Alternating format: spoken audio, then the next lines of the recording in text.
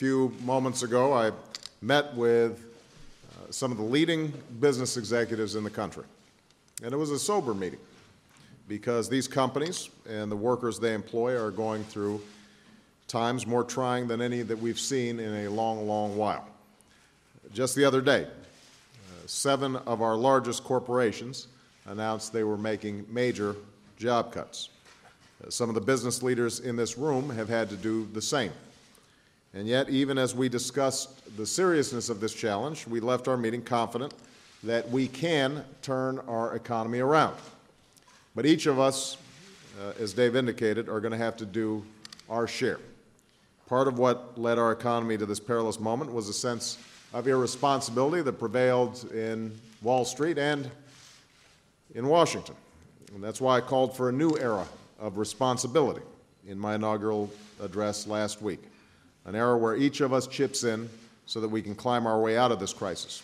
Executives and factory floor workers, educators and engineers, healthcare professionals and elected officials.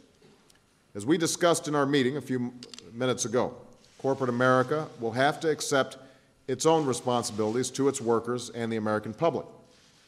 But these executives also understand that without wise leadership in Washington, even the best-run businesses can't do as well as they might. They understand that what makes an idea sound is not whether it's Democrat or Republican, but whether it makes good economic sense for their workers and companies.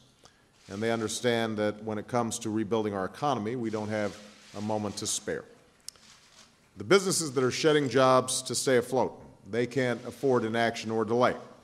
The workers who are returning home to tell their husbands and wives and children that they no longer have a job. And all those who live in fear that their job will be next on the cutting blocks, they need help now. They are looking to Washington for action, bold and swift, and that is why I hope to sign an American Recovery and Reinvestment Plan into law in the next few weeks. Now, most of the money that we're investing as part of this plan will get out the door immediately and go directly to job creation, generating or saving 3 to 4 million new jobs.